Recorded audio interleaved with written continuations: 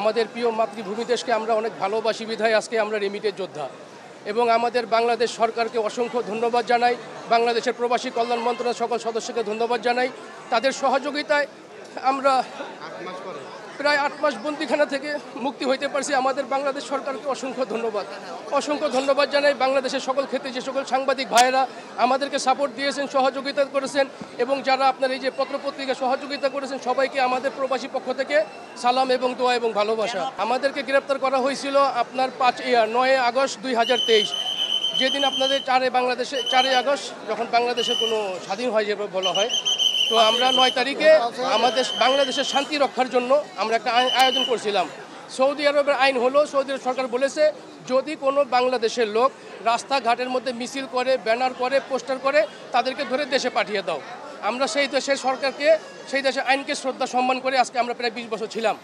কিন্তু আমাদের ভুল ছিল এতটুকুই, আমরা এই বিষয়টা জানতাম না যে ঘরোয়াভাবে বাড়ির ভিতরে আয়োজন করাটা অন্যায়। এটার সাথে আমরা জানতাম না। আওয়ামী লীগ শোনেন, আমরা যেটা করছি ঘরোয়াভাবে করেছি, সৌদি আরবের আইন লঙ্ঘন করি নাই। যদিও তারা আমাদেরকে বন্দি করছে, কিন্তু তাদের করছে আওয়ামী লীগের ছেলেবেলেদের ইন্ধনে, ওদের উস্কানিতে আমাদেরকে বন্দি করছে। বন্দি করার পরে আমরা অ্যাম্বাসির মাধ্যমে যোগাযোগ করছি, যতবারই যোগাযোগ করছি রিয়াদ এবং আলগাসিম শাখার মধ্যে যোগাযোগ করলে ওরা বলছে তোমাদেরকে পাঠিয়ে দেবে।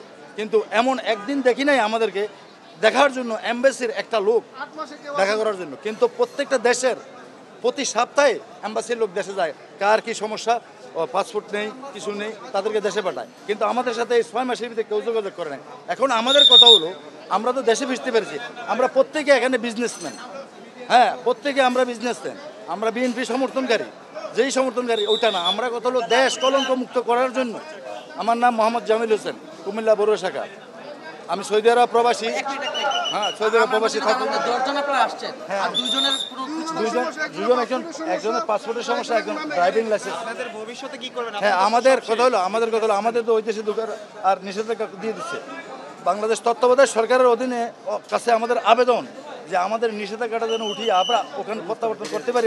আমাদের লক্ষ লক্ষ টাকার মাল সামানা ওখানে পড়েছে, আমরা সবাই ঠিকাদারি ব্যবসায়ী। ওনারা যদি বিবেচনা করে যে এনারা অসহায়ভাবে খালি হাতে আসছে, বিবেচনা করে ওনারা যে পদক্ষেপ নিব, আমরা সেটাতেই রাজি। আমরা কোনো দাবি নাই, আমরা সরকারের কাছে কোনো দাবি নাই। আমরা একটা জিনিস সৌদি আরবে আবার ফিরে যেতে পারি, সেই ব্যবস্থা যেন সরকারে করে দেয়। আমরা আমাদের সরকারের কাছে আমাদের অনেক ব্যবসা বাণিজ্য আছে, অনেক কিছু আছে, সবকিছু চাইরা দিয়ে আসি।